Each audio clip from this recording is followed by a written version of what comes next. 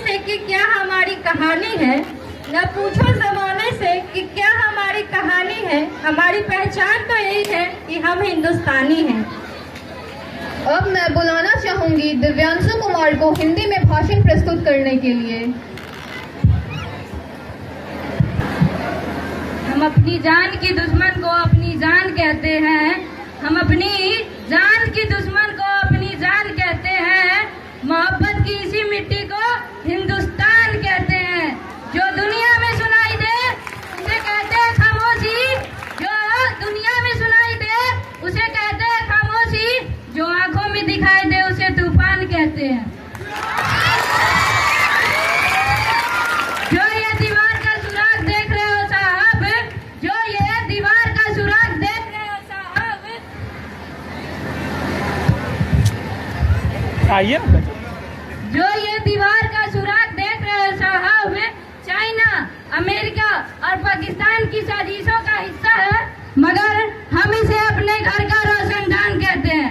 आदरणीय मुख्य अतिथि, यहाँ उपस्थित सभी अध्यापकगण और मेरे साथियों, आप सभी को स्वतंत्रता दिवस की हार्दिक शुभकामनाएं। मैं दिव्यांशु कुमार कक्षा 7वां सी का छात्र हूँ। मैं यहाँ पर अपने कुछ विचारों को प्रस्तुत करने आया हूँ। आजादी का असली मतलब वही समझ सकता है जो कभी किसी की गुलामी की हो। और हम सौभाग्यशाली हैं कि हम लोग स्वतंत्र भारत में जन्म लिए।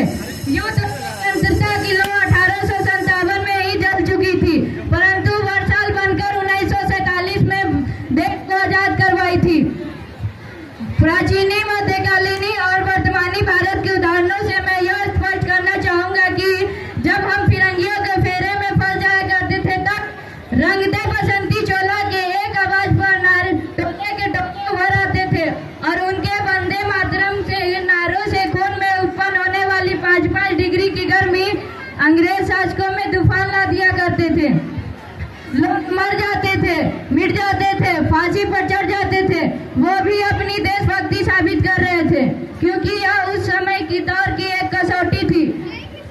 इसके बाद 62, 65 और 71 के युद्धों में अपना सुहाग गवा देने वाली औरत जब घर के हालात ये हो जाया करते थे कि प्यार भी भरपूर गया, मांग का सिंदूर गया, नन्हे दोनों हालों की लंगोटियां चली गई, छोटी छोटी बेटियों की चोटियां चली गई, बाप की कमाई गई, भाई की पढ़ाई गई। ऐसा एक विस्फोट हुआ, पता ही नहीं चला, पूरे विश्व की बोटियां चली गई। मगर आपके लिए तो एक आदमी मरा होगा साहब, मगर आपके लिए तो एक आदमी मरा होगा साहब, हमारे घर की तो रोटियां चली गई।